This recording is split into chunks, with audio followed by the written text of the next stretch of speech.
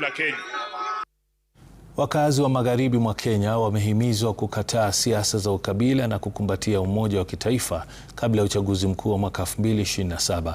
Wakizungumza katika ibada ya Jumapili katika kanisa la Amalemba Friends huko Lurambi, viongozi wa eneo hilo akiwemo gavana wa Kakamega Fernandes Barasa waliwataka wakazi kujiandikisha kwa wingi kuwa wapiga kura. Hakuna makabila makubwa, hakuna makabila madogo. Sisi zote ni Wakenya. Na lazima tujivunie kuwa Wakenya kila wakati. Ndio msije mkaanza kuyumbishwa.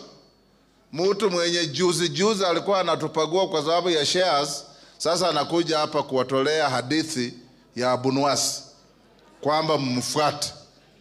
Nyinyi watu wetu lazima mkae chonjo, mkae macho.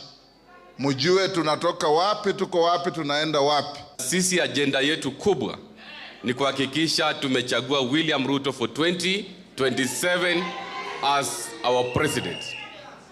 Jambo ambalo ningependa kuomba vijana wetu, ikiwa tunataka kuwa kwa global map, nataka tujisajili kama wapiga kura.